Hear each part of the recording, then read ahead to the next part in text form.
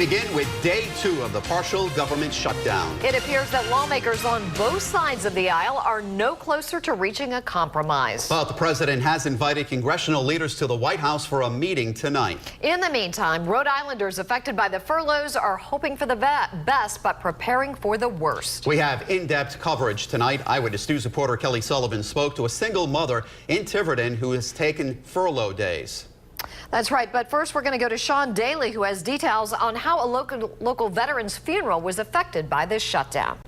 Susan and Mike, with an unchangeable deadline staring them down, a South Kingstown couple left stranded by the federal government shutdown caught an unexpected break late this afternoon. I see a lot of smiles.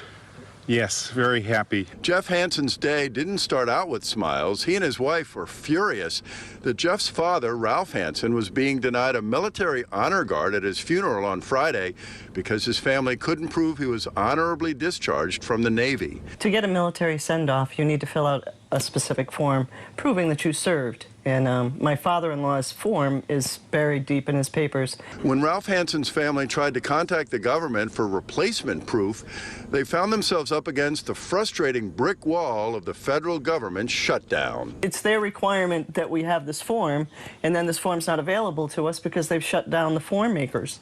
There's just no way for us to get around this. And he served his country. But as it turned out, there was a way to get around the missing form. Late this afternoon, Senator Sheldon Whitehouse's office came to the rescue. Tell me what it means for you as his son. I'm happy that he'll get the recognition and the honor that I think he deserved.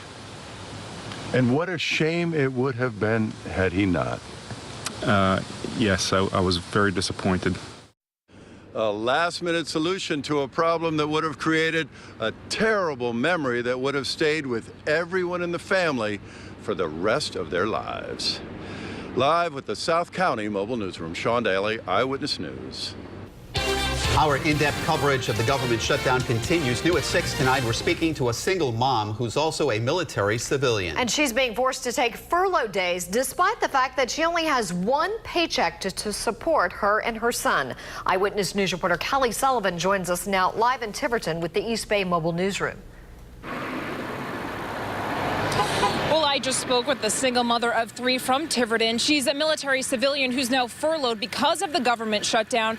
She says she's been coming to this church to pray and hope that Congress will soon come to an agreement. Since March, Courtney Cray has been feeling the pinch. As a military civilian, she's been forced to take a furlough day a week, losing $1,000 a month.